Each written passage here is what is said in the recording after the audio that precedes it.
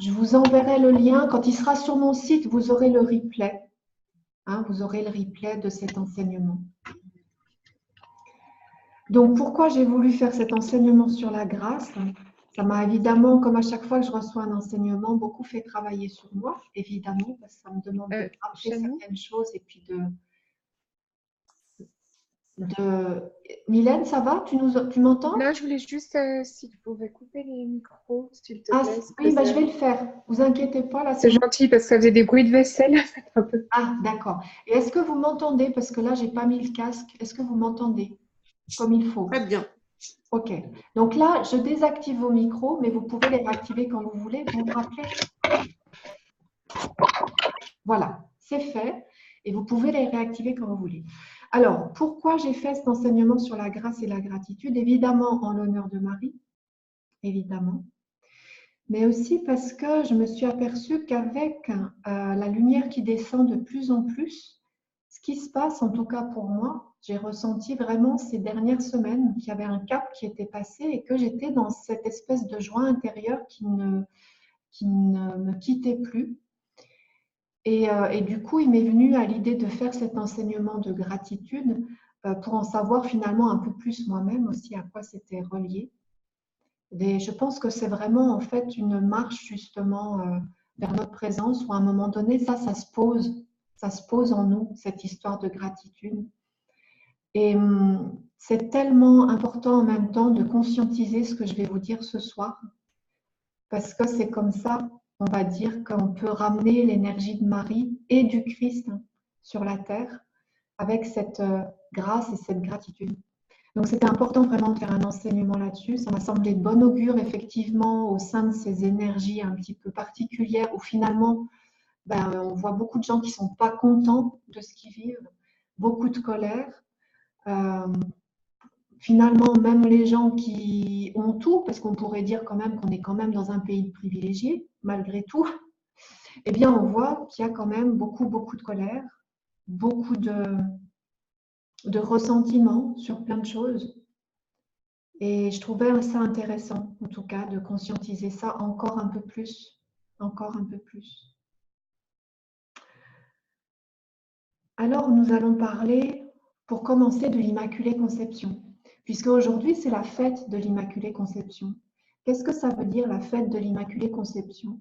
En fait, c'est le fait que Marie soit née, c'est ce qui est dit, soit née sans péché. Alors, sans péché, ça veut dire qu'en fait, sans péché originel particulièrement. Alors, sans péché originel, nous, on le traduira en termes, on va dire, plus modernes. Eh bien, on pourrait dire simplement que dès sa naissance, elle n'était pas en dualité. Ça veut dire qu'elle était exempte de karma à sa naissance elle-même. Et évidemment, je vous rappelle bien sûr que la mère de Marie, c'était Anna, la grand-mère de Jésus. Donc voilà une lignée de femmes, en fait, qui étaient exemptes de karma. Quand on dit Sainte Marie, ça signifie que quelque part la sainteté est possible sur terre. Puisqu'on dit Sainte Marie, vous êtes bénie entre toutes les femmes. C'est-à-dire que Marie, elle est en même temps bénie, en même temps sainte et en même temps femme. Ça signifie quand même quelque chose de particulier. Ça signifie que finalement, c'est comme si elle nous ouvrait la voie de la sainteté sur terre. Quand on dit pleine de grâce, ça veut dire quoi? Ça veut dire pleine des dons d'amour de Dieu. La grâce ne se commande pas, ne se dirige pas, puisqu'en fait, c'est Dieu qui donne la grâce. Cela fait partie justement de l'omniprésence de la grande présence, l'omnipotence de la grande présence.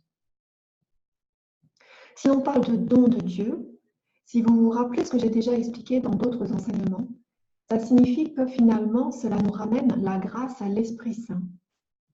Parce que c'est l'Esprit Saint qui est pourvoyeur des dons de Dieu. Il me semble que ça, je vous l'ai expliqué lors de l'enseignement sur la présence je suis. C'était aussi un très bel enseignement sur la présence je suis, où je vous avais expliqué que finalement, sur le schéma qui a été transmis par Maître Saint-Germain, il y a une colombe entre la présence et puis Dieu. Et qu'en fait, cette colombe, eh bien, ça représente l'Esprit Saint. L'Esprit Saint qui reçoit, qui est le souffle, qui reçoit les dons de Dieu et qui les dispense. Donc, dispenser, ça veut dire qu'il les donne ou qu'il ne les donne pas. Et Marie, c'est comme si elle était la personnification, oserais-je dire, l'humanisation de l'Esprit Saint. Elle est l'Esprit Saint fait chair. Donc, elle est pleine de grâce, elle est pleine des dons d'amour. Il y a la grâce, et la grâce, de là découlent tous les dons.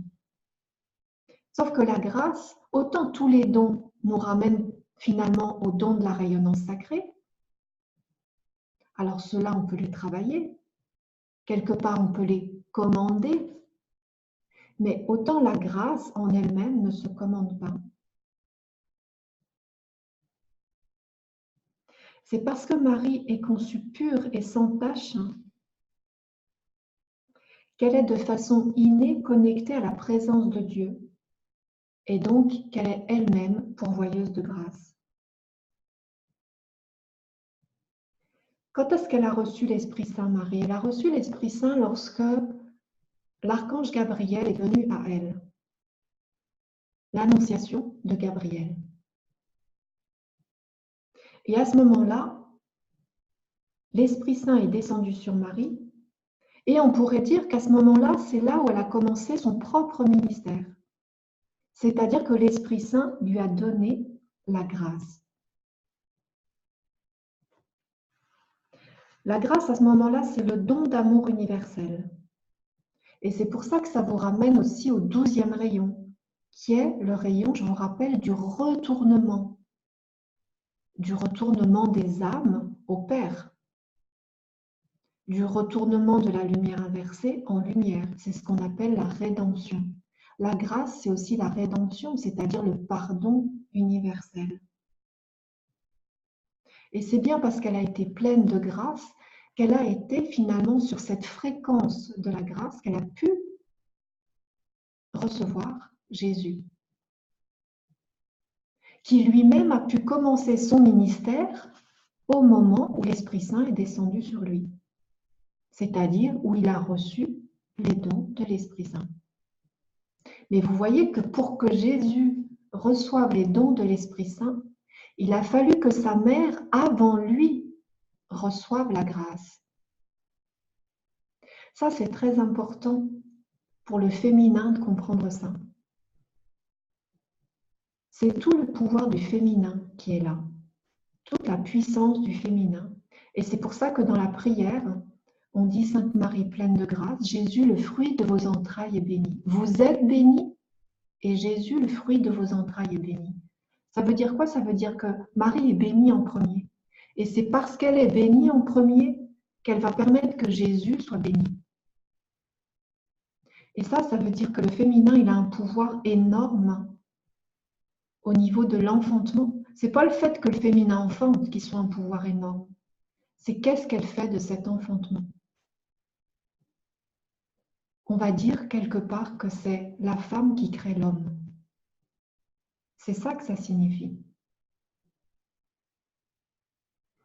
Donc, ce serait presque ça l'objet d'un autre enseignement finalement, parce que ça ouvre des voies une ouverture de conscience très grande de commencer à percevoir ça, que finalement la femme a une énorme responsabilité parce que c'est elle qui engendre l'homme.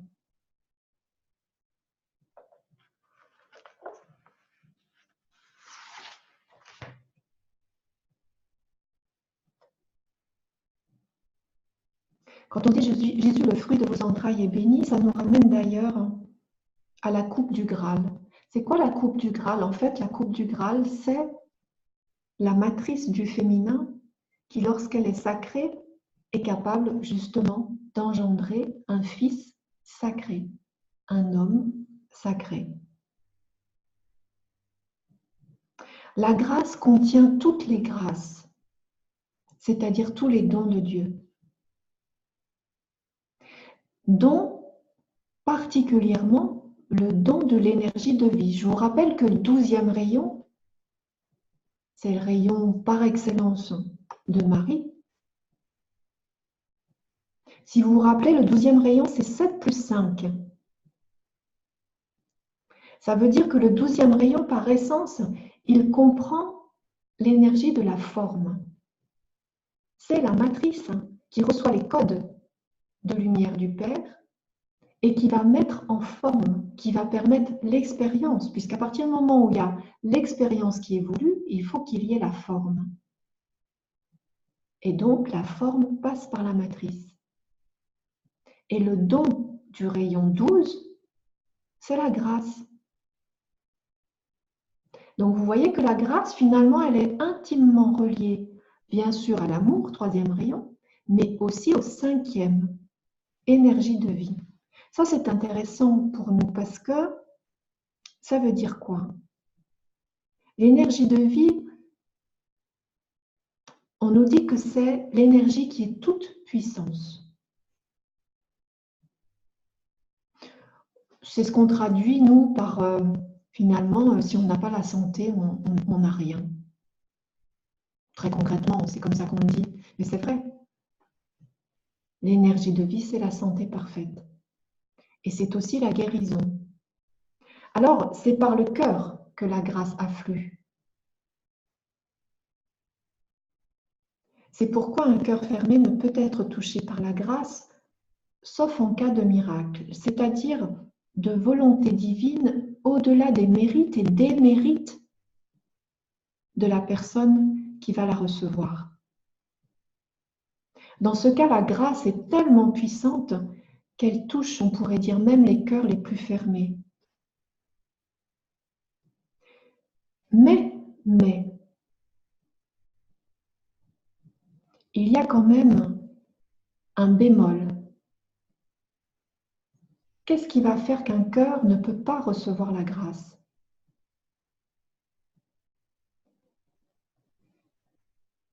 C'est si un cœur ne veut pas recevoir la grâce. C'est-à-dire, si un cœur ne veut pas le lien d'amour avec Marie, le lien d'amour du coup avec le Père, c'est ce qu'on appelle l'allégeance aussi. C'est le principe même de Satan. Vous savez, Satan, c'est la séparation. Lucifer, c'est la séparation. Et quel est le plus grand péché finalement? Quel est le premier des péchés? C'est le péché d'orgueil. C'est le péché de séparation. C'est bien le péché qui a fait que Lucifer s'est séparé, a pris des anges sous le bras et est parti de son côté. Je résume les choses bien sûr. C'est le péché d'orgueil. C'est pour ça que parfois vous m'avez déjà entendu dire que on dit parfois que le premier rayon, le rayon bleu, c'est en même temps le rayon, on pourrait dire, qui a le plus de puissance finalement dans la rayonnance sacrée, puisqu'il a la puissance de mettre dans la forme les dons, la manifestation. Mais la contrepartie, c'est que c'est le rayon qui aussi peut être le plus éloigné de Dieu, le plus difficilement atteignable par Dieu. Pourquoi? Parce que le premier rayon, à partir du moment où il y a l'expérience dans la forme, il y a cette séparation du divin. Il y a cet, entre guillemets, éloignement du divin. Et à ce moment-là, il peut y avoir cette supercherie, cette illusion de croire en une toute-puissance. Et la toute-puissance, c'est l'orgueil qui ferme le cœur. Alors l'orgueil, c'est comme, on pourrait dire, presque une barrière infranchissable. Et qu'est-ce qui se passe quand il y a un orgueil très très fort, eh bien, et que l'âme veut réveiller la personne? Alors, soit ça se fait par la douceur, soit à un moment donné, il va y avoir des épreuves. Et vous savez, quand je recevais ça, parce que j'ai cet enseignement-là, je l'ai reçu en premier pour ADN, et, euh, et du coup, je l'ai relu évidemment, et je reçois toujours de nouvelles choses en fait quand je le reprépare. Et du coup, on me montrait que l'orgueil, oui, une barrière comme infranchissable. Parce que Dieu, justement, dans son grand amour, il ne va pas donner de l'amour à quelqu'un qui n'en veut pas. Vous voyez? Ce serait aller contre la liberté de la personne. Or, l'amour, c'est la liberté. Mais si l'âme de la personne, elle veut retrouver cet amour, mais que l'ego crée une résistance, crée une barrière avec de l'orgueil, il va bien falloir fissurer l'ego. Et si ça ne se fait pas par la douceur et la compréhension, eh bien, entre guillemets, il va falloir le burineur. Soit on apprend de gré, mais si on n'arrive pas à apprendre de gré, à un moment donné, on va apprendre de force. Et c'est là, évidemment, qu'interviennent les épreuves. Et du coup, quand je recevais ça, on me montrait Saint Paul. Et je ne me rappelle plus exactement, mais je crois que Saint Paul, c'était justement un personnage qui allait contre les premiers chrétiens. Voilà, lui, il voulait tuer du chrétien à tour de bras, il me semble bien. Et à un moment donné, il était à cheval sur la route de Damas. Je ne sais pas pourquoi je me rappelle de ça, mais bref. Et puis, eh bien, on a dû, j'imagine, lui envoyer un coup de foudre sur la tête. Et il est tombé de cheval. Et là, c'est comme si ça avait fissuré l'ego. Mais ça veut dire ce que ça veut dire, tomber de cheval, avec le symbole du cheval, la puissance, premier rayon. Bien, vous voyez, c'est ça. La grâce ne peut toucher qu'une personne qui, quelque part, est capable de la recevoir. Et là, il ne s'agit pas de mérite ou pas de mérite. Il s'agit juste qu'il y ait l'envie de recevoir. Cette humilité.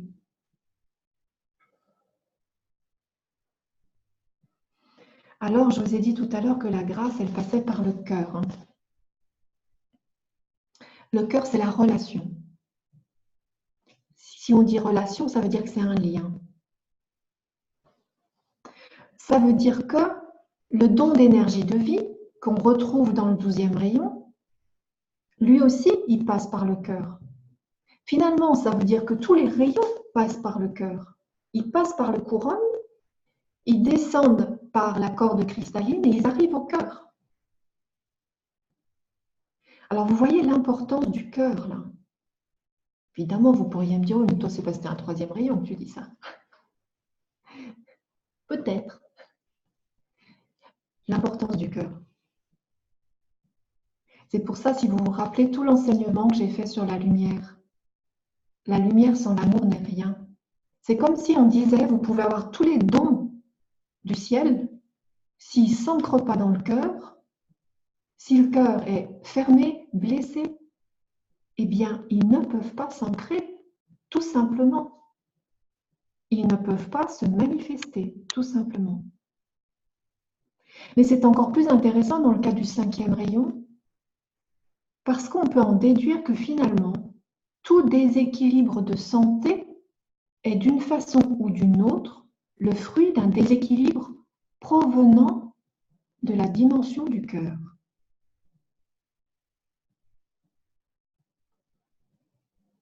Plus on va guérir notre cœur, plus notre santé va être parfaite. Et je ne sais pas si je vous l'avais dit ça, mais j'ai réalisé il n'y a pas très longtemps, on me l'a rappelé, on va dire que le karma était relié au 5e rayon. Alors, le karma est relié au 5e rayon. D'ailleurs, vous avez le 2e rayon, si vous vous rappelez bien, 2 et 5, c'est les 2 compléments. Et le 2, c'est les annales akashiques. Donc, finalement, c'est toutes les mémoires que vous êtes. Et finalement, si on parle de mémoire, obligatoirement, il y a l'histoire du karma qui arrive. Et pourquoi j'arrête pas de ressasser dans mes enseignements? mais guérissez votre cœur. Si on guérit le cœur, on remet son karma à zéro. Si l'énergie d'amour recircule, il n'y a plus de dettes à payer. Et là, on est pile poil dans le 5e rayon, la santé parfaite. Alors, on pourrait aussi en déduire que toute déficience de santé, c'est soit une histoire d'amour qu'on ne se porte pas, et du coup, on ne porte pas à l'autre, mais qu'on ne se porte pas en premier lieu. Soit c'est une histoire karmique, mais ce qui revient un peu au même. Finalement, c'est la même chose. J'ai aussi réalisé une autre chose, il ne me semble pas vous l'avoir dit, c'est que le karma, très bizarre, enfin, qui pourrait paraître bizarre, c'est le 5e rayon. Or, le 5e rayon, c'est aussi le rayon de l'argent. Et en fait, j'ai réalisé ça en faisant un rendez-vous avec 2 personnes à 2 jours d'intervalle. Et je pense que, vous savez, quand je fais les rendez-vous, forcément, il n'y a pas de hasard. Et c'était histoire que je comprenne ça vraiment. 2 personnes avec qui j'ai fait ces rendez-vous qui étaient dans une catastrophe financière, chacune, mais vraiment une catastrophe financière. Et sauf que, en les guidant, eh bien, en fait, il m'est apparu que l'argent, dans notre monde, c'est l'énergie de vie. Le karma, ça fait partie de la dualité. C'est œil pour œil, dent pour dent. Un des moyens de régler son karma, c'est par l'argent. Et ça a été une grande découverte pour moi. Et d'ailleurs, ne parle-t-on pas de dette d'argent? Dette karmique, dette d'argent.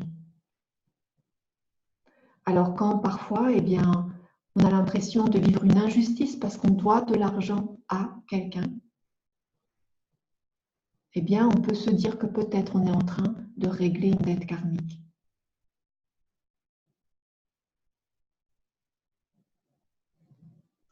En tout cas, finalement, ce karma, ce serait tellement plus simple de le régler par la voie douce de l'alchimie, la voie humide de l'alchimie par Maître Myriam. Et je vous rappelle que Maître Myriam, c'est aussi celle qui est appelée Lady Justice. Elle est au conseil karmique. Elle préside même au conseil karmique. Et Maître Myriam, qu'on appelle aussi la pleureuse, eh bien la pleureuse pourquoi? Parce que les larmes lavent le cœur. Quelqu'un qui est capable de pleurer, c'est quelqu'un qui est dans une certaine humilité et qui est capable de montrer sa vulnérabilité et qui est capable de laver son karma par l'amour. Maître Myriam, au conseil de justice, elle ouvre la voie de la grâce. Ça veut dire quoi? Ça veut dire que c'est ce qu'on appelle la grâce du condamné, vous savez? Et vous m'avez souvent entendu parler du condamné dans le langage des oiseaux, c'est damner avec quand même. Quand on condamne, on damne quelqu'un. Quand on l'accuse, on le condamne. Donc on le damne. Ça, c'est assez grave. Et finalement, le regard de Myriam, c'est un regard d'amour, plein de grâce, qui est capable justement de pardonner au-delà.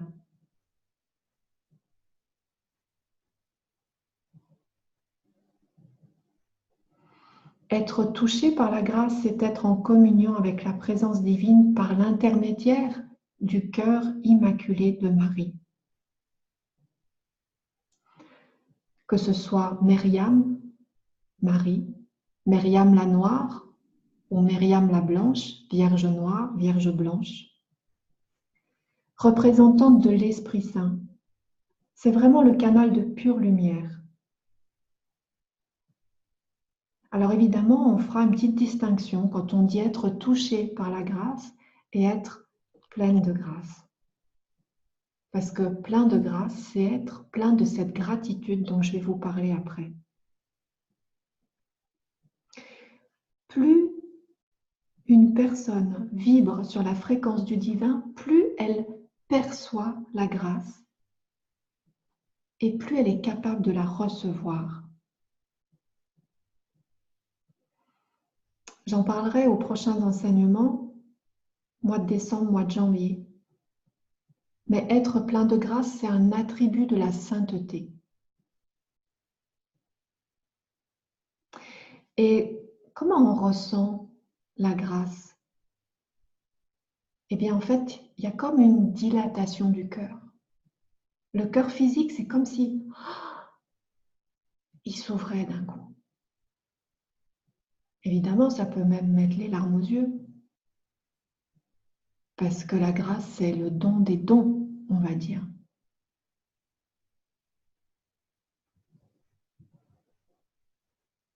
Je fais un petit aparté sur les miracles. Parce que les miracles sont reliés à la grâce.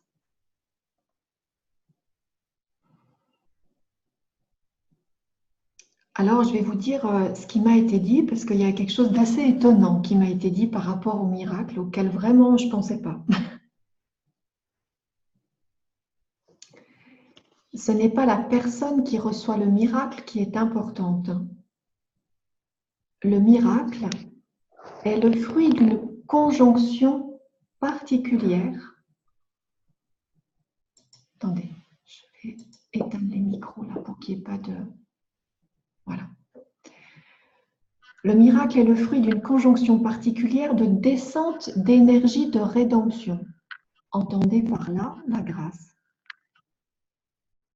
Avec le cœur ou une partie du cœur de la personne miraculée, qui est elle-même à un moment particulier de son histoire personnelle d'âme et donc capable de la recevoir. La descente d'énergie de rédemption provient d'un stock d'énergie qui régulièrement descend dans des lieux particuliers, des vortex, c'est-à-dire des lieux ouverts par la présence mariale. Et ces lieux permettent donc, sont des lieux privilégiés pour recevoir la grâce. Évidemment, quand j'ai interrogé sur les miracles, je pensais plus particulièrement à Lourdes parce qu'avec les chasses, on n'est pas très très loin. Enfin, voilà, Mylène le dirait mieux que moi, mais je crois 2h30, 3h. Il me semble, de Lourdes. Ça doit être quelque chose de cet ordre-là.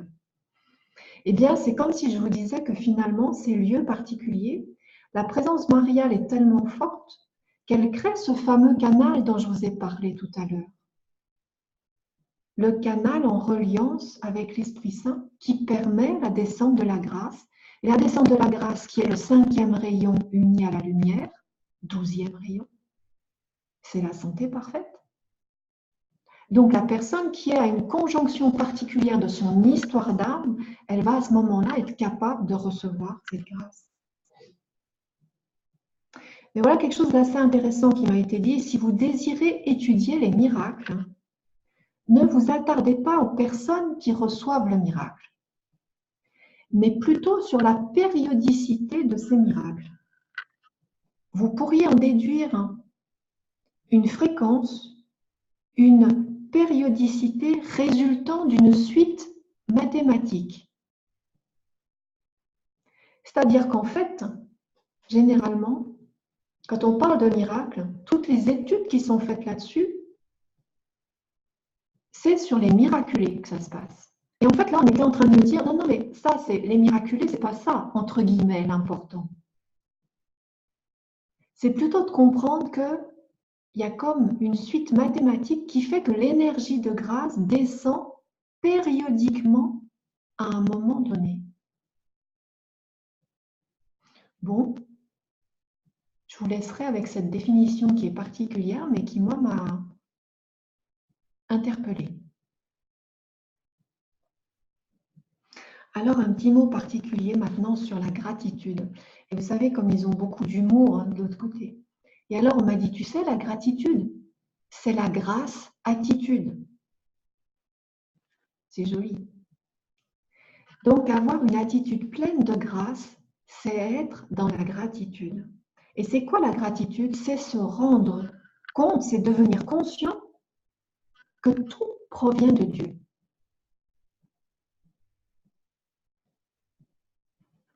être en remerciement constant. C'est une attitude qui, si elle vient du cœur, permet de percevoir et de recevoir la grâce. Pourquoi? Parce que la gratitude met sur la même fréquence que Dieu, puisque Dieu est amour. Alors si moi je suis pleine d'amour et que j'envoie cet élan d'amour à Dieu, un élan qui vient du cœur, je répète, qui vient du cœur, eh bien alors comme on se met sur la même fréquence de Dieu, on se met sur son canal si vous voulez, et du coup on est capable de recevoir sa fréquence. Ça c'est le principe même de la canalisation. Quand on canalise, eh bien on se met sur une certaine longueur d'onde. Vous voulez canaliser un végétal, vous allez devoir trouver la fréquence du végétal. Vous voulez canaliser un animal, vous allez devoir trouver la fréquence de l'animal. Un ange, pareil. Un maître ascensionné, pareil. C'est exactement la même chose. C'est juste une histoire de fréquence. Alors, si je me mets sur la fréquence du Père qui est amour, eh bien, à ce moment-là, je reçois cet amour.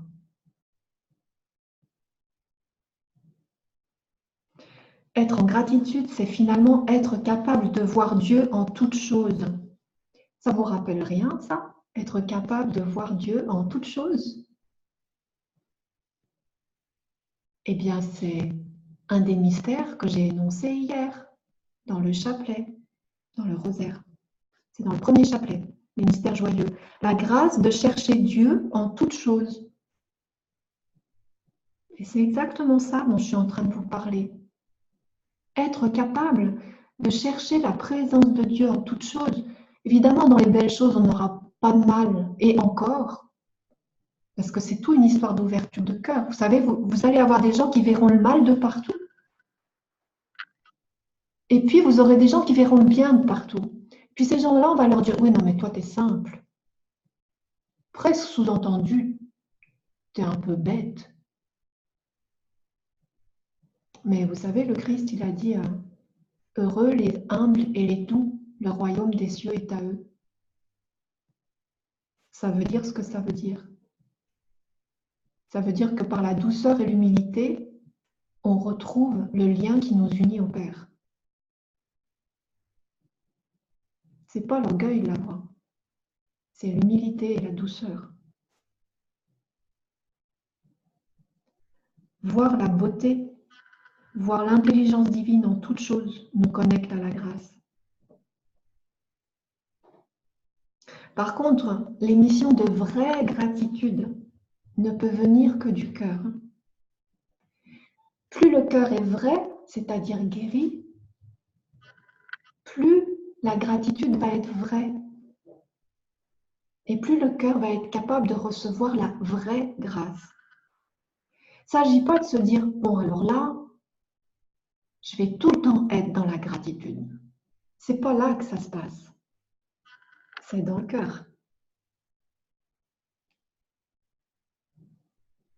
La gratitude, on pourrait dire que c'est prendre l'habitude d'être dans la gratitude. C'est la guérison du cœur et donc du corps. Dès que je ne suis plus dans la gratitude, je ne suis plus dans l'axe de ma présence.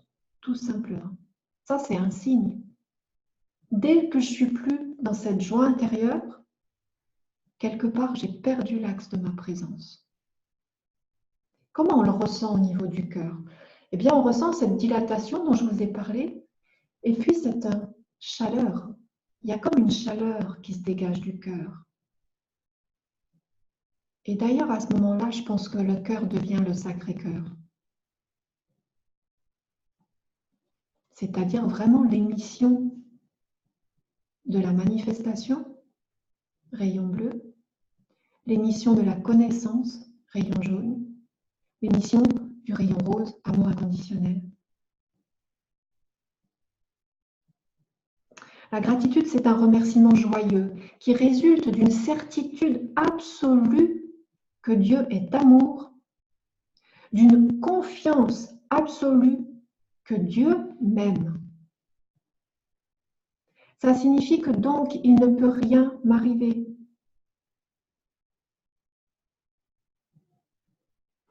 Et ça, c'est très intéressant concrètement. Parce que si je demande, par exemple, si je suis dans cet état de gratitude et que je demande, par exemple, l'abondance, j'ai le droit de demander l'abondance, hein, y compris l'abondance financière, j'ai le droit de le faire. Parce que le Père, c'est tout à fait que on a les pieds sur terre, on fait cette expérience sur terre, donc on en a besoin. Alors si dans un mouvement de gratitude, un remerciement, je remercie pour toute l'abondance qui vient à moi, avec cette certitude que l'abondance vient à moi, qu'est-ce qui se passe? C'est comme si je créais moi-même un miracle. Parce qu'en fait, c'est de ça dont il s'agit. Ma certitude, elle est tellement puissante que l'abondance vient réellement à moi. Par contre, qu'est-ce qui se passe si je fais une demande d'abondance dans le manque ou dans la peur?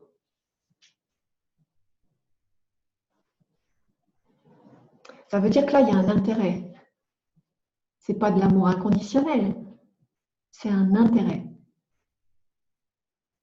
Si je remercie avec un intérêt, donc par peur ou par manque, ça ne va pas fonctionner.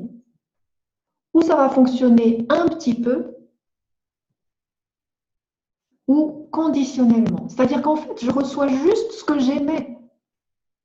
Si j'aimais une volonté conditionnelle, je vais recevoir quelque chose de conditionnel.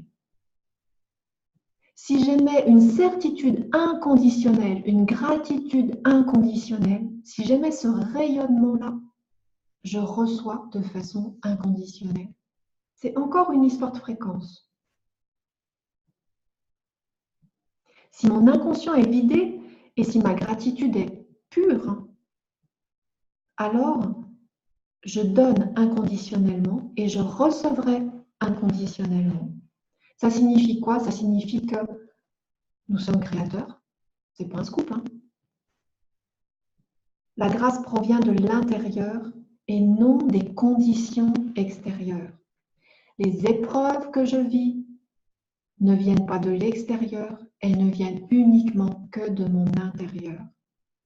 Si on percevait à quel point on est créateur,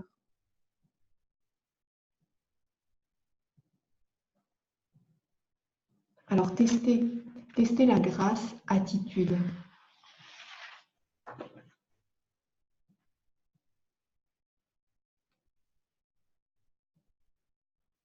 Alors le signe de la grâce, j'en ai parlé, la dilatation du cœur. On pourrait bien entendu parler de joie, de je, J-E-U, c'est-à-dire le je, J-E-U, c'est le je allégé. Dès que nous sommes dans l'ingratitude, nous sommes coupés de notre présence, donc nous sommes coupés de Dieu. Tout devient grave et sérieux, tout devient douloureux. Chaque chose peut même devenir une épreuve. Et pourquoi je fais cet enseignement-là maintenant? Parce que je vous l'ai dit, il y a le 21 décembre qui arrive, grand palier de conscience. Et il faut savoir que plus on se rapproche de notre présence, plus ça, il faut le conscientiser et arriver à ça. Parce que sinon, ce sera de plus en plus douloureux. Parce que vous ne pouvez pas recevoir les codes de votre présence et puis continuer à faire comme si. Continuez dans votre humanité à faire comme si vous ne receviez rien. Continuez à être dans l'ingratitude. Ça ne veut pas dire, attention, quand on est dans la gratitude, ça ne veut pas dire qu'on ne veut pas que les choses bougent. Bien sûr, la gratitude, on pourrait dire que c'est une certaine acceptation aussi. C'est juste qu'on n'est plus dans la lutte contre. On est juste dans le laisser aller pour la lumière. Il n'y a même plus de lutte d'ailleurs dans la gratitude.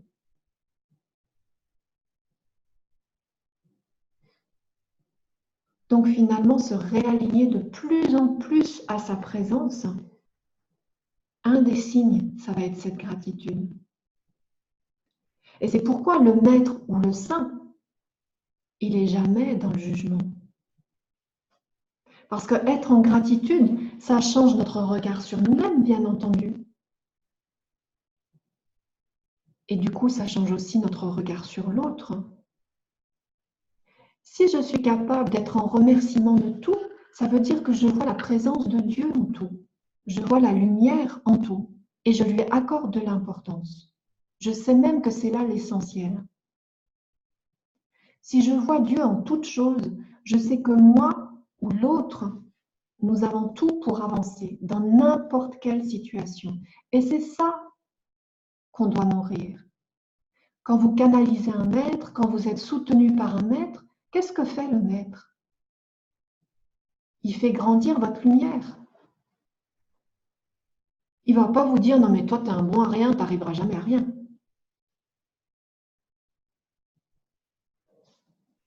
Il va vous dire « Si, tu es capable. Tu vas avancer, tu vas y arriver, tu es capable, tu as toute la force pour. » C'est juste, je vais te guider pour retrouver ta force. Mais il ne va pas pointer les faiblesses, il va pointer la force.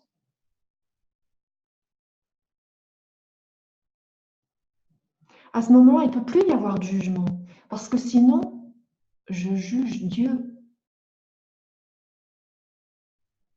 Bien sûr, je peux être triste face à une perdition, quand je vois que quelqu'un se perd, que quelqu'un souffre. Il peut y avoir des moments où on peut avoir de la tristesse, parce que c'est finalement presque une souffrance inutile.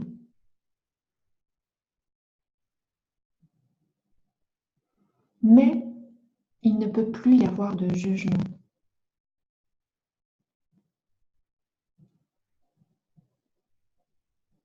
Il faut comprendre que finalement, quand on juge quelqu'un, c'est que quelque part, on se sent différent de lui. Sous-entendu, on se sent meilleur que lui, d'une façon ou d'une autre. C'est juste la forme qui peut changer. Et finalement, c'est aussi du mépris. Et je vous rappelle la petite phrase que je vous dis assez régulièrement. Je ne sais pas qui c'est qui a écrit cette phrase, mais je la dis régulièrement parce qu'elle est très belle. Celui qui porte Dieu dans son cœur ne peut plus mépriser personne. Et c'est intéressant parce qu'en langage des oiseaux, on me montrait l'autre jour que mépriser, ça veut dire se tromper. Quand on se méprend sur quelqu'un, c'est qu'on se trompe. Si je méprise quelqu'un, je me trompe.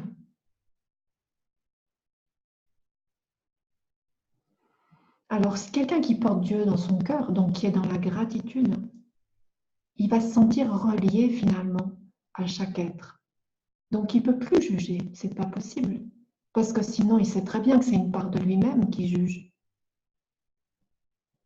Et donc, finalement, c'est Dieu qui juge. Et c'est pour ça aussi que le Christ, à un moment donné, je ne me rappelle plus les mots exacts, mais il dit, quelque part, si vous faites du mal à quelqu'un, c'est à moi que vous faites du mal. Mais inversement, si vous faites du bien à quelqu'un, c'est à moi que vous faites du bien. Et ça revient exactement à ce que je viens de vous dire là.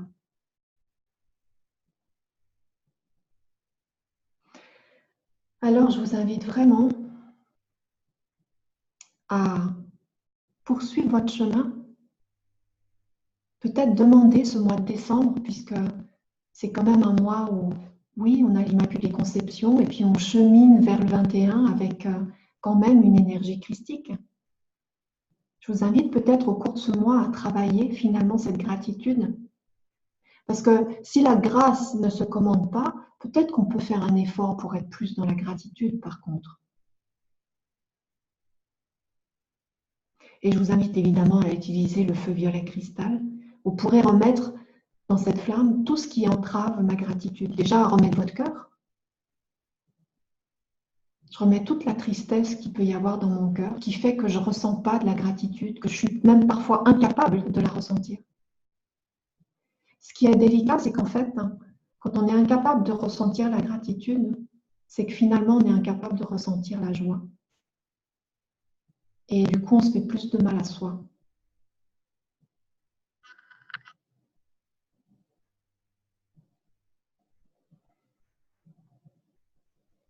Plus je vais être dans la gratitude et plus je serai capable peut-être un jour de recevoir la grâce. Et je pourrais dire à ce moment-là, je suis béni et sanctifié, je suis rendu saint, je suis rendu sainte.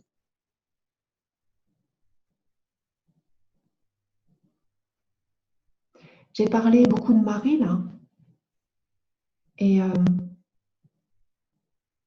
je vais parler un petit peu du Christ et de son héritage.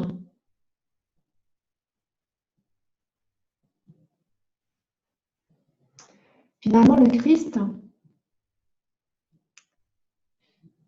on peut se poser la question, quel a été son héritage? Et quelle est la place de l'Église dans cet héritage? C'est même simple de se le demander. Saint S-A-I-N.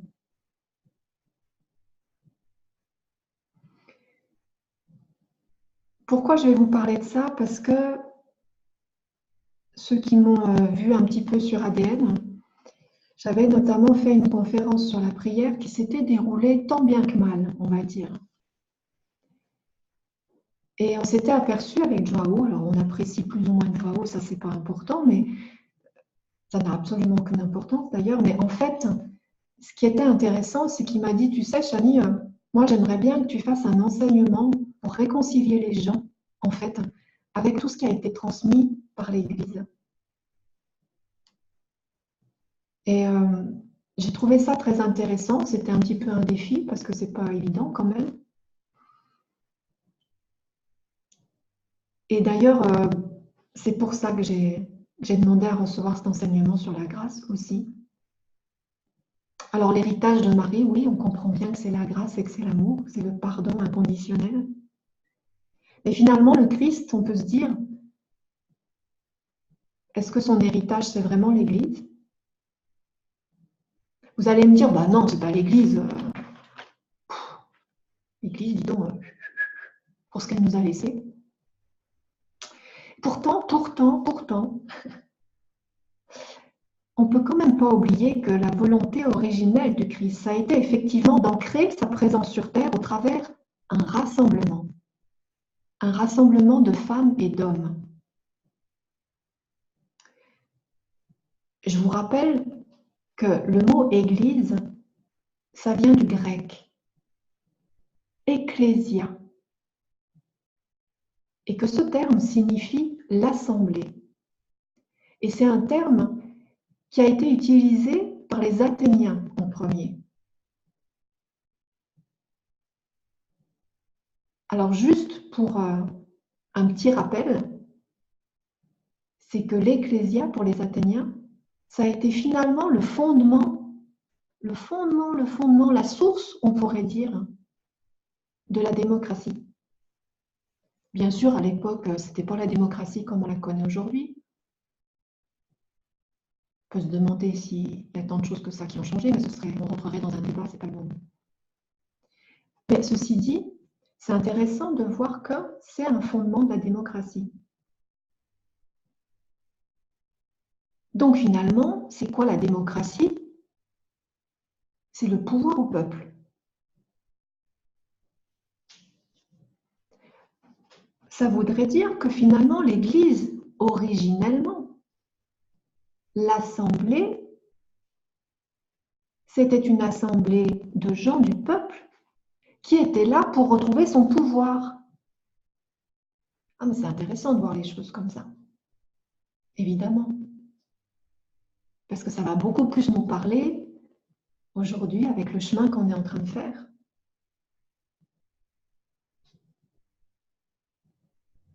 Et c'est pour ça que le Christ a dit, je vous dis encore que si deux d'entre vous s'accordent sur la terre pour demander une chose quelconque, elle leur sera accordée par mon Père qui est dans les cieux.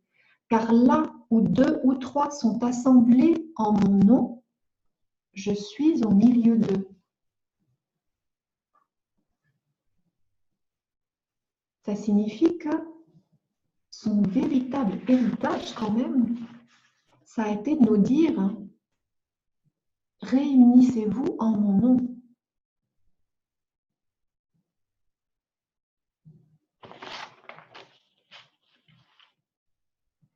Je crois qu'il est assez bénéfique de dépoussiérer l'Église de ces vieux schémas pour nous intéresser à la vérité de ce qu'a voulu nous laisser le Christ. Parce que quand même, on peut se demander, bien sûr, au travers tout le vocabulaire notamment, qui nous heurte les oreilles, ou encore les rituels qui peuvent aussi nous heurter, est-ce que là, il n'y a pas finalement une source à aller chercher? Est-ce que le Christ ne nous aurait pas laissé des clés dans ce vocabulaire, dans ces rituels, pour nous permettre de le suivre sur son chemin, pour nous permettre de retourner à notre propre source, notre propre pouvoir? Finalement, au lieu de renier définitivement tout notre héritage religieux, est-ce qu'il n'y a pas une voie possible, celle de la réconciliation? Non pas pour adhérer à une religion asservissante, on est bien d'accord, mais bien pour y retrouver ces fameuses clés. On fait penser aux petits poussets, vous savez, comme s'il y avait des petits cailloux qui pouvaient être semés là. Et ça rejoint la gratitude. Est-ce que finalement, on ne serait pas capable de voir ce qu'il y a eu de bon et de beau dans l'Église, au lieu de tout mettre dans un même paquet et de dire « tout ça, c'est des fadaises, tout ça, ça a créé de l'asservissement, etc. »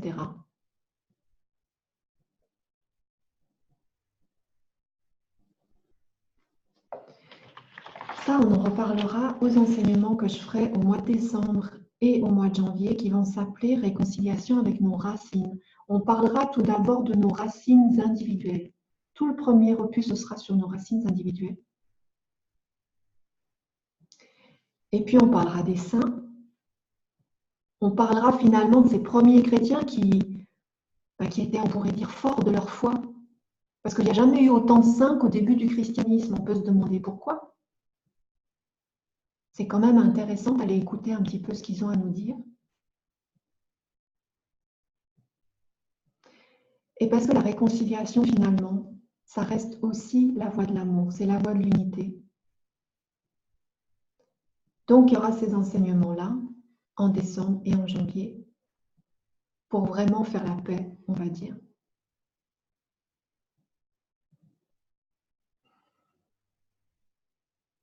Alors, message de Marie, message du Christ.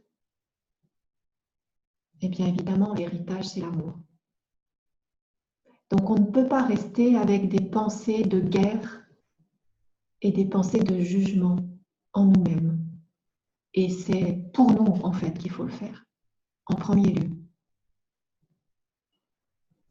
Je vais vous inviter maintenant à rouvrir vos micros, si vous le voulez bien, et à partager avec nous. Si vous avez des questions, bien sûr, ou simplement envie de partager. Enseignement sur la grâce et la gratitude pour vous entraîner à la gratitude tout ce mois de décembre, pour que ça se pose vraiment. Alors, est-ce qu'il y a des retours ?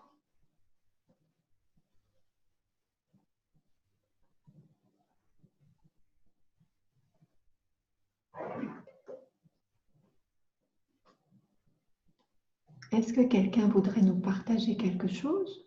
Ou est-ce que tout était tellement clair et parfait? Ça se peut, hein? Oui, moi je veux bien, oui.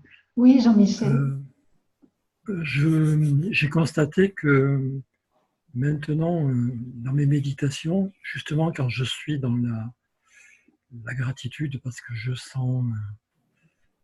me sens porté en fait, et ben, dès que je suis dans la gratitude, je sens à l'intérieur de moi vraiment voilà, toute une sensation qui m'envahit et qui me remplit de joie. Voilà. C'est quelque chose que j'ai constaté ces derniers temps. Et voilà, c'est une force, quoi. Ça donne une force et je trouve ça, voilà, c'est le sel de la vie, c'est l'épice, quoi. C'est vraiment très agréable à Oui. vivre et à partager. Et moi, j'ai remarqué ça aussi, Jean-Michel, c'est-à-dire qu'effectivement, cette gratitude, elle est de plus en plus présente.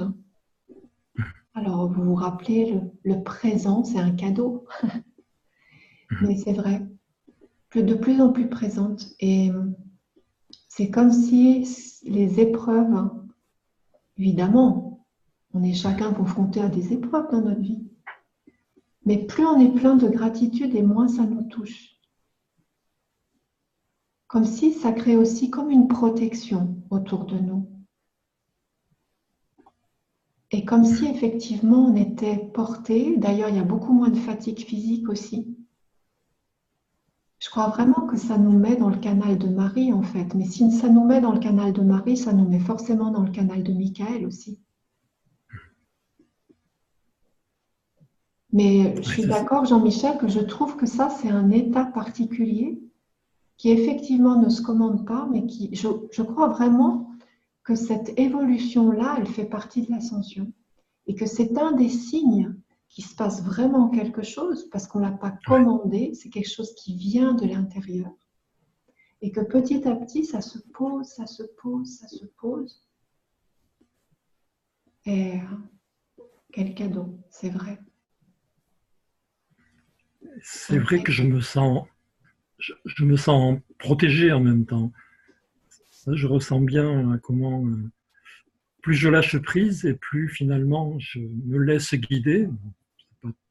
C'est pas toujours fluide, mais du coup, je sens que ce qui m'arrive, je me sens protégé de ce qui m'arrive. Je demande aussi à Michael la protection, mais je sens que voilà, je le suis aussi.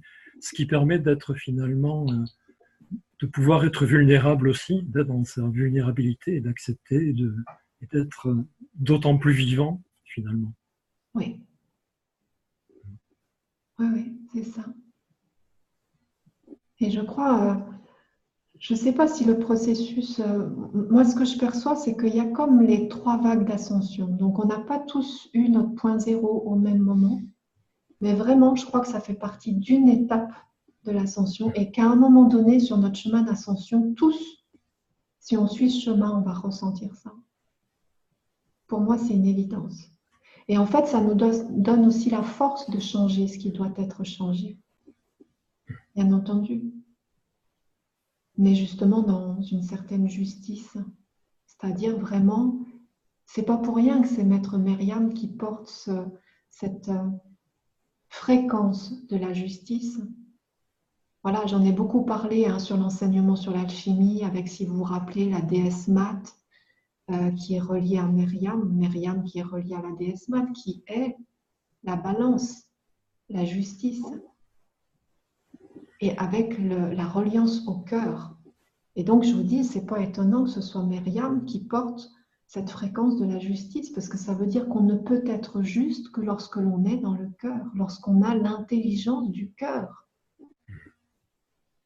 Si on est dans notre tête, si on est même dans notre canal couronne, mais qu'on n'est pas dans notre cœur, on ne peut pas être juste. C'est pas possible.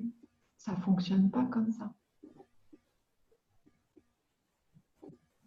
Donc oui, je crois vraiment que ça fait partie d'une étape de notre présence en fait. Parce que notre présence, si vous percevez d'ailleurs la présence des maîtres ou votre présence, elle est dans la gratitude tout le temps. Ça ne veut pas dire que voilà, quand il faut changer les choses, il faut changer les choses. Mais ce sera toujours avec l'amour. Toujours, toujours. Et même une colère, ce sera avec de l'amour. Toujours.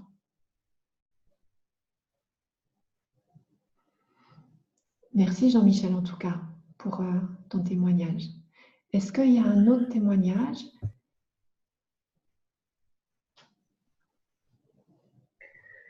Oui, Oui, oui. Ken. Pour ma part, j'ai vraiment ressenti la reconnexion avec le cœur quand j'ai connecté avec le chapelet. Et je suis très émue en fait. Ce que je ressens peut-être tout cet amour. Ouais.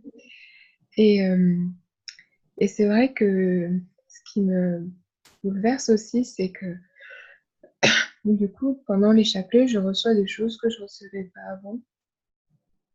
Et parce que je demande en fait pour qui prier, qu'est-ce que je peux faire pour... Et c'est aussi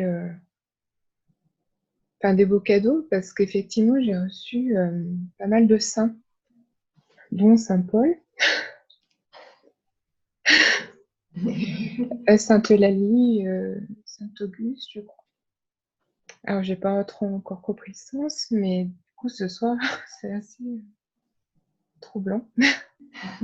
Et le fait de revenir à mes origines aussi. Donc, c'est des beaux cadeaux, en fait, parce que c'est... Voilà, je pense qu'on me donne des petites pierres aussi. Et comme tu disais, le petit pousset, mais voilà. Et c'est vrai que, ouais, l'enseignement sur le chapelet, pour moi, était vraiment la reconnexion du cœur. Ouais. Oui. C'était ce qui me manquait, en fait. Parce que je lavais le chapelet dans le tiroir et voilà. Mais c'est ça. La prière, vraiment, je crois que la prière du rosaire, pourquoi Marie nous demande de prier le rosaire, c'est exactement pour ce que tu dis, pour ramener la grâce sur terre, en fait. Puis l'amour de la mère universelle qui peut combler tout le vide qu'on n'a pas eu non plus, mais oui, de la mère, oui, c'est essentiel. Merci Mélanie. Oui, merci à toi, Jenny. Est-ce qu'il y a encore un ou deux témoignages, si vous avez envie? Ce que je voudrais dire. Qui c'est qui nous parle? C'est Marie? Oui, de Marie. J'ai pris ma tablette parce que j'ai un souci avec mon ordinateur, donc je suis un petit peu placée bien ou mal. Enfin bref, l'essentiel c'est d'écouter. Par rapport à la grâce, un jour j'ai lu une phrase qui m'a beaucoup interpellée et j'ai pris l'habitude de rajouter au Je vous salue Marie cette grâce. Et tout à l'heure, quand tu as dit que la grâce est quelque chose de bien précis, la phrase que je rajoute maintenant systématiquement au fin du Je vous salue Marie, c'est submerger de votre grâce l'humanité entière par l'action de votre grâce, flamme d'amour. Je termine toujours maintenant, mais je vous salue Marie avec cette phrase. Alors, quand tu disais que la grâce, c'était quelque chose de... Donc, c'est le verbe submerger est bien approprié. Oui. Tu me demandais, c'était une question dans Marie? Oui. Est-ce que c'est une phrase qui est juste. Qui est juste pour terminer le Je vous salue Marie. Moi, dans Marie, j'ai pas de souci avec. C'est-à-dire que tu peux le rajouter. Si toi, tu sens que c'est juste, c'est important que tu le fasses. Après, si tu veux, pour moi, juste dans la simplicité sans rajouter en fait quoi que ce soit, dans la simplicité de la prière du Je vous salue Marie, si tu le pries avec cette conscience-là de la grâce, elle descend. Bon, c'est aussi pour ça que je dis qu'en fait, il se passe quelque chose au-delà des mots de toute manière quand on prie le rosaire. Donc la grâce, elle descend de toute manière. Tu vois. Mais si toi, ça te permet de conscientiser en fait encore un peu plus. Un peu plus vers l'humanité. Oui. Submerger de votre grâce l'humanité entière. Tu te rappelles qu'en fait, je me rappelle qu'au début où j'avais reçu l'enseignement sur la prière, on me disait, tu ne pries pas pour Dieu, tu pries pour l'humanité. Oui. C'est ça. D'accord. Dieu et Marie, ils n'ont pas besoin, entre guillemets, de reconnaissance. Tu vois, c'est pas. Non, mais justement. Mais en fait, c'est C'est pour le les fait de racheter. s'unir. C'est une façon de terminer ma prière en m'unissant à l'humanité. C'est ça. Oui, En m'unissant, bien sûr. m'unir à l'humanité. D'une Oui. façon. Et quelque chose aussi par rapport à la gratitude qui est aussi un petit peu, c'est le remerciement, c'est le merci. Quand j'utilise le mot merci, je n'ai pas ce retour de vibratoire.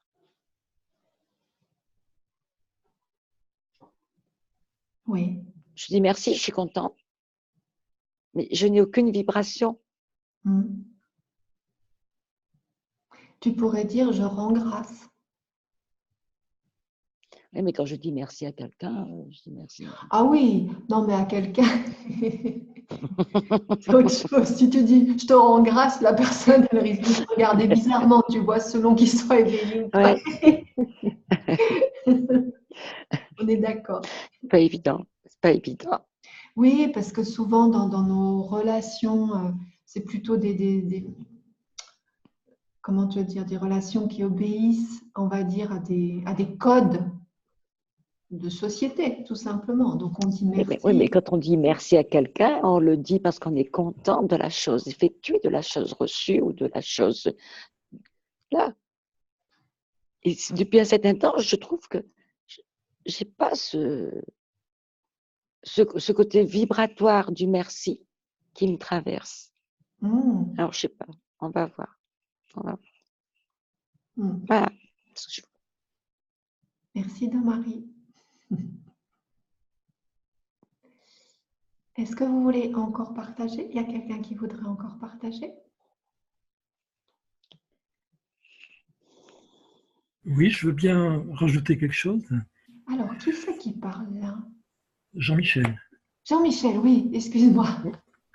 voilà. Je me suis rendu compte en faisant partie donc, des personnes qui prient le rosaire. C'est quelque chose qui m'était totalement étranger et que j'avais rejeté à un moment donné. J'étais Bien sûr. enfant de cœur, évidemment, puis après j'ai rejeté le dogme, hein, tout en gardant l'essentiel à l'intérieur, hein, parce que ça, je sentais que c'était justement la parole des origines était vivante en moi. Et donc de reconnecter par la prière, ça m'a aussi permis quelque part de refaire un lien avec ma mère qui priait pour nous, et je le comprends, et qui ne comprenait pas que j'étais dans une démarche aussi spirituelle différente d'elle. Donc on était souvent, on Hmm, s'aimait, mais en même temps, voilà, il y avait un... Et du coup, la prière, ça m'a permis de reconnecter totalement avec ben, ce qu'elle était. J'ai senti que maintenant elle est disparue depuis un moment, mais ça a permis de laver et de nettoyer quelque chose. Et j'ai trouvé ça super, quoi, de pouvoir être sur la même longueur d'onde finalement, oui, à travers la prière. Voilà, j'ai fait le chemin aussi, ce chemin-là, de revenir à l'essentiel, et je sens que c'est vivant. Donc voilà, c'est juste. Oui, oui. je voulais juste témoigner de ça. Hmm. Ça a été un plaisir. Et je vous rappellerai juste, on finira par ça, je pense. Je vous rappellerai juste que j'avais juste effleuré sur l'enseignement, dans l'enseignement sur l'alchimie, où j'avais dit que finalement, dans le langage des oiseaux, pour les alchimistes, la rose, c'est la pierre philosophale, si vous vous en rappelez. Et je vous avais juste dit, à un moment donné, bah, est-ce que quand on prie le rosaire, ça ne ferait pas partie de la voie humide, puisque c'est une Myriam aussi, la voie humide de l'alchimie, qui nous permettrait de revenir à la pierre philosophale, à ce que notre humanité devienne, elle, cette pierre philosophale. Bien entendu que c'est ça. C'est-à-dire qu'effectivement, il se passe, quand on prie le rosaire, il se passe réellement quelque chose. Je dis toujours, mes deux bâtons de marche, la rayonnance, la prière. Mais en fait, l'objectif, c'est le même, c'est la pierre philosophale. C'est que mon humanité s'élève en fréquence. C'est ça. Donc, quand on dit, quand je vous ai dit, j'explique toujours, parce qu'il y a toujours de nouvelles personnes quand on prie le rosaire, donc je le réexplique à chaque fois, que finalement, le rosaire, oui, il y a les mots, Mais à un moment donné, il y a ce qui se passe à l'arrière. Cette espèce de vortex et de cette élévation de fréquence C'est du chat qui est dans l'écran. qui nous élève en fréquence. Et c'est notre chair qui est élevée en fréquence. Donc en fait, c'est ça. Le rosaire, c'est encore une autre voie alchimique, on pourrait dire. On va dire au revoir à toutes les personnes qui vont suivre le replay. Je vais arrêter l'enregistrement. Donc au revoir à tous. Merci de m'avoir suivi. Au revoir, au revoir. Merci. Merci Au beaucoup. revoir, au revoir. Est-ce que j'ai arrêté? Non, je n'ai pas arrêté.